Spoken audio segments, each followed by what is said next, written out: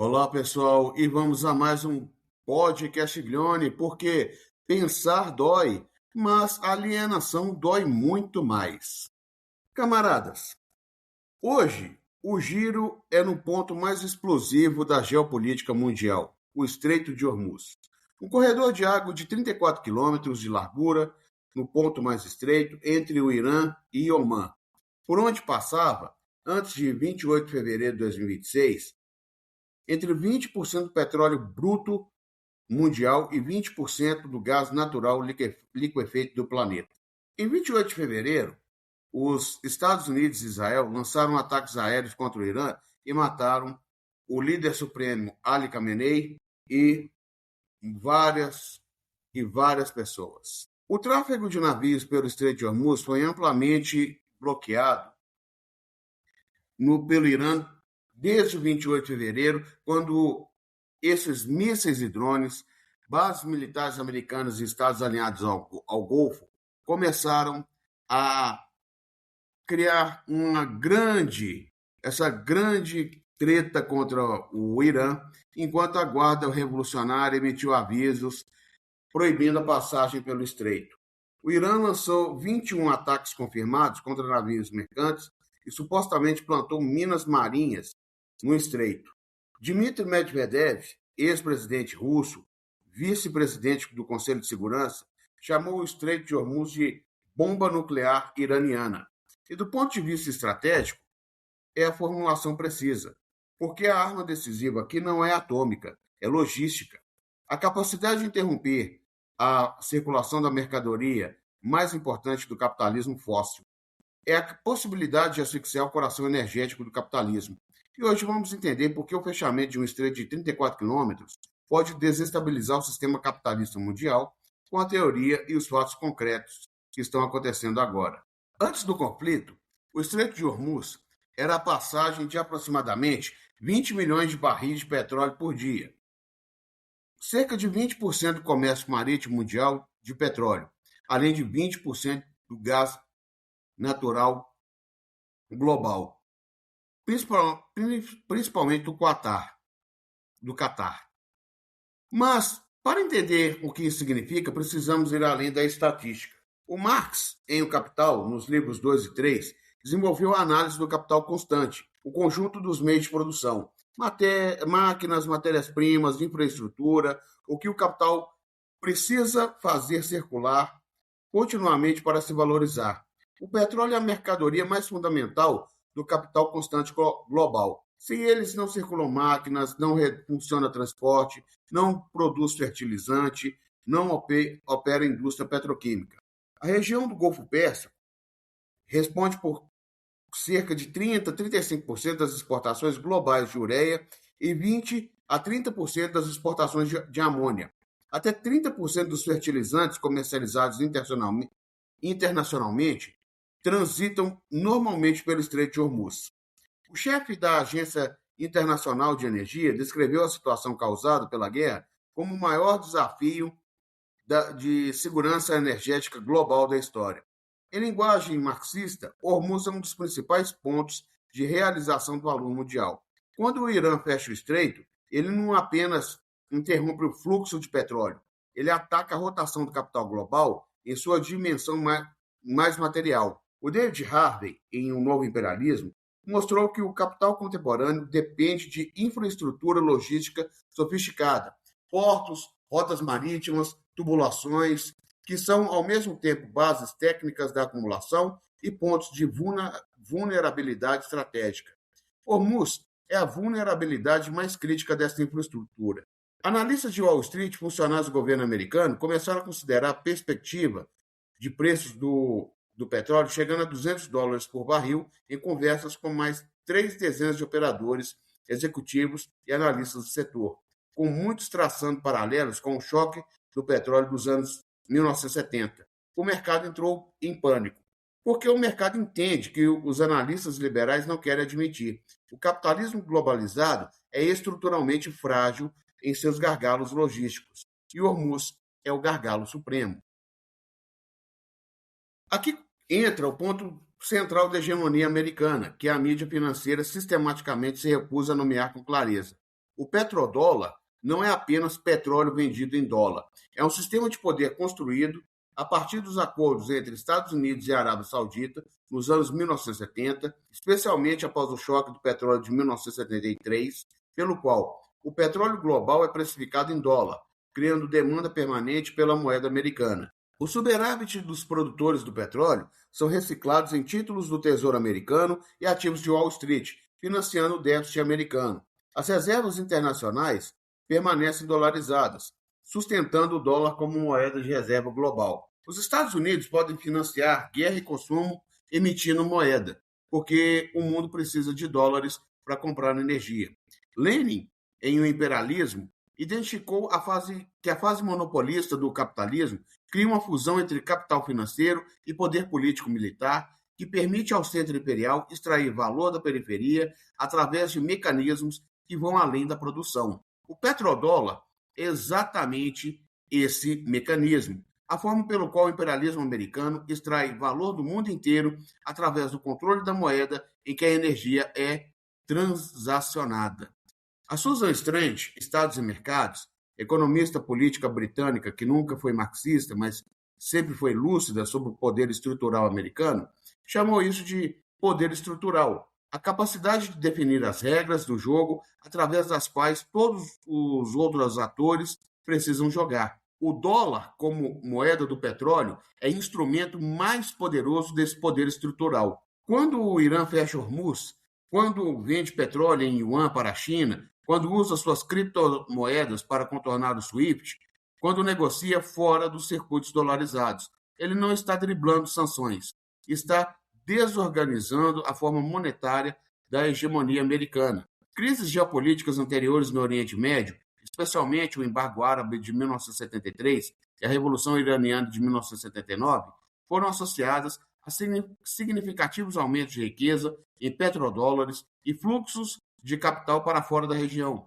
parte dos quais foi investida em mercados imobiliários no exterior. O fechamento de Hormuz em 2026 não apenas interrompe o fluxo de petróleo, abala a infraestrutura monetária sobre a qual a hegemonia americana foi construída nas últimas 5 décadas. Aqui está o detalhe analítico que a maioria dos comentaristas ignora, mas que Marx nos permite ver com precisão.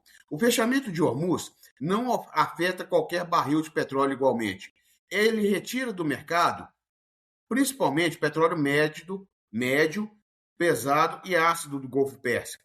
E isso é decisivo porque as refinarias complexas da Índia, China, Costa do Golfo dos Estados Unidos e uma parte da Europa foram desenhadas especificamente para processar esse perfil de petróleo. Uma refinaria é capital fixo de enorme magnitude, bilhões de dólares em equipamento especializado. Não se reconverte da noite para o dia para processar outro tipo de petróleo. Marx, em O Capital 2, analisou o capital fixo, máquinas, instalações, infraestrutura, aprisiona o processo produtivo em configurações específicas. O capital fixo das refinarias aprisiona a demanda por um tipo específico de petróleo. O resultado dessa contradição entre capital fixo e interrupção logística é revelador. O petróleo o conflito está melhorando materialmente a posição competitiva da Rússia, dos mercados de petróleo, com os barris de Oriente Médio enfrentando a disrupção logística, tanto a Índia quanto a China, têm fortes incentivos para aprofundar a dependência do fornecimento russo. O petróleo russo, Urals, antes penalizado pelas sanções ocidentais pós-Ucrânia, se torna subitamente barril premium. O venezuelano Mary e o canadense WCS também ganham valor relativo. É uma ironia histórica que o imperialismo americano não calculou sobre o petróleo. Ao fechar Hormuz como resultado de sua guerra contra o Irã, acelerou a integração energética sino-russa e tornou as sanções contra a Rússia ainda mais ineficazes. A composição técnica do capital das refinarias asiáticas determina a geopolítica do petróleo. Marx viu esse mecanismo em escala industrial do século XIX e funciona a mesma lógica no século XXI. O Irã não precisa e nunca pretendeu derrotar militarmente os Estados Unidos num confronto convencional. Isso já era suicídio estratégico óbvio. A lógica iraniana é completamente diferente. Elevar o custo da dominação imperialista até que ele seja insustentável. Isso é que os teóricos militares chamam de dissuasão assimétrica e que Lenin chamaria de exploração das contradições internas do imperialismo. O fechamento do Estreito de Hormuz, após o conflito militar em 28 de fevereiro de 2026, é o mais recente exemplo de uma disrupção de oferta de petróleo geopoliticamente motivada. A cessação completa das exportações de petróleo da região equivale a remover cerca de 20% do suprimento global de petróleo do mercado, com cerca de 80% desse volume destinado à Ásia. Ao fechar Hormuz, o Irã simultaneamente pressiona os aliados árabes dos Estados Unidos, que dependem do estreito para suas próprias exportações e que veem sua infraestrutura sendo atacada. Encarece a energia global, criando inflação e recessão nos países que apoiaram as sanções contra o Irã. A guerra precipitou uma segunda grande crise energética e, consequentemente, econômica para a Europa, principalmente através da suspensão do gás natural liquefeito do Catar e do fechamento do Estreito de Hormuz. O conflito coincidiu com dois níveis historicamente baixos de armazenamento do gás europeu, estimados em 30% da capacidade, causando que os preços do gás do benchmark holandês quase dobrassem para mais de 60 euros megawatt em meados de março. Fortalece a Rússia como fornecedora alternativa, aprofundando precisamente a parceria sino-rússia que o imperialismo americano tentava isolar. Gera grave crise doméstica nos Estados Unidos, com inflação, preços de gasolina subindo mais de 50 centavos por galão e pressão sobre a economia americana antes das eleições intermediárias. Lenin, em O Imperialismo, identificou que a contradição central do capitalismo na sua fase imperial é que ele cria as condições de sua própria desestabilização ao tentar garantir sua dominação. O Irã não é um Estado socialista, é um Estado teocrático com muitas contradições. Mas a sua estratégia de Hormuz é, objetivamente, a mais eficaz forma de guerra de posição contra o imperialismo americano disponível para o Estado periférico com capacidade militar limitada. O Karl von Clausewitz escreveu que a guerra é a continuação da política por outros meios. Hormuz é a continuação da resistência ao imperialismo por meios logísticos. O efeito rebote do imperialismo mostra que as contradições que se aprofundam são a ironia histórica que a análise marxista nos permite ver com clareza. A ofensiva Estados Unidos e Israel pretendia enquadrar definitivamente o Irã, reafirmar a hegemonia militar americana e israelense no Oriente Médio, restaurar a confiança dos parceiros do Golfo. O resultado concreto foi o oposto em quase todos os aspectos. Os preços de gás natural na Ásia e na Europa subiram entre 54% e 63%, respectivamente, na semana seguinte ao início do conflito, enquanto os preços americanos subiram apenas 7%, revelando a assimetria de exposição do choque. A Arábia Saudita tentou aumentar os carregamentos de petróleo nas semanas anteriores do conflito, mas a capacidade dos oleodutos alternativos, como o East-West Pipeline Saudita, com capacidade de 7 milhões de barris por dia, e o oleoduto do Fujairah dos Emirados, não é suficiente para compensar um fechamento completo do estreito. A ofensiva americana produziu uma alta estrutural do petróleo que corrói o poder de compra das classes trabalhadoras americanas e europeias. Valorização do petróleo russo Urals, que aumenta a receita fiscal russa e torna as sanções menos eficazes. Aprofundamento da parceria energética sino-russa, que Washington tentava bloquear. Crise industrial europeia, com um aliado mais dependente de energia, paga o maior preço por uma guerra que Washington decidiu. Legitimação regional do Irã como potência que resistiu ao poder americano. Mesaros, em Para Além do Capital, identificou que o imperialismo, na sua crise estrutural, não consegue mais reorganizar o sistema através da violência. Cada intervenção imperial produz novas contradições que exigem novas intervenções, num ciclo de desestabilização crescente. A violência não reorganiza nada, desorganiza mais ainda. Aqui precisamos fazer uma análise que o jornalismo financeiro faz em linguagem técnica, mas recusa a fazer em linguagem de classe. Quem se beneficia e quem paga a conta. A Rússia é a maior vencedora tática imediata. O petróleo Urals, que as sanções ocidentais haviam transformado em barril descontado, virou uma alternativa premium para as refinarias asiáticas desesperadas. A receita fiscal russa sobe, as sanções perdem eficácia estrutural, a posição geopolítica de Moscou se fortalece sem que um único soldado russo tenha lutado. A China amortece o choque com reservas estratégicas e aprofunda a dependência do fornecimento russo, já que era alta, mas agora torna-se ainda mais estrutural. A China é materialmente exposta, mas mais flexível, com reservas de gás natural de 7,6 milhões de toneladas no final de fevereiro, oferecendo cobertura de curto prazo. Os Estados Unidos têm posição ambígua. Ganham no curto prazo com a exportação de gás de xisto e com o controle do petróleo venezuelano redirecionado. O preço do petróleo é global. Se algo der errado em qualquer lugar, o preço sobe em todo lugar. Os Estados Unidos são definitivamente os mais afetados, com um aumento de mais 50 centavos por galão na gasolina americana. E pagam o preço político do caos global que sua própria guerra criou.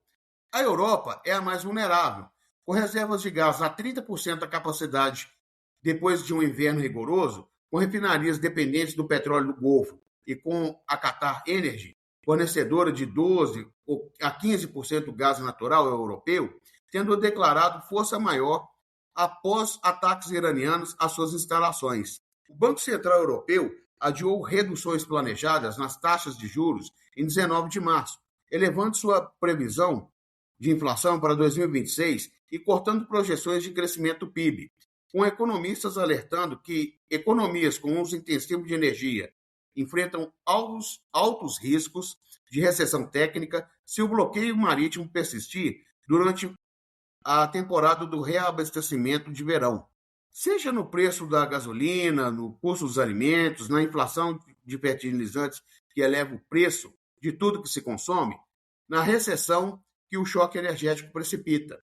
O Programa Mundial de Alimentos da ONU e vários analistas alertam que as disrupções estão impulsionando aumentos de longo prazo nos preços globais de alimento, ameaçando um cenário similar à crise alimentar de 2022. Paul Suez e Paul Baran, em O Capital Monopolista, mostraram que o complexo militar industrial americano lucra independente do resultado das guerras que promove.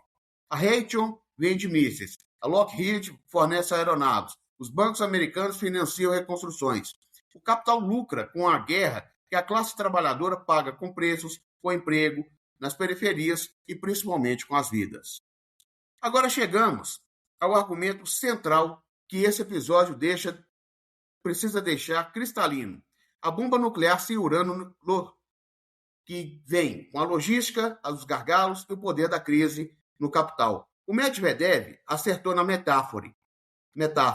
A verdadeira bomba do Irã não está em ogivas nucleares, está na geografia. Está na capacidade de transformar um estreito de 34 quilômetros em alavanca estratégica contra a reprodução material do capitalismo mundial. Alfred Mackinder, o geógrafo britânico, fundador da geopolítica, mostrou que quem controla os gargalos do sistema mundial controla o fluxo de riqueza. Mackinder pensava no Heartland eurasiano, mas o princípio se aplica a Hormuz com ainda mais força.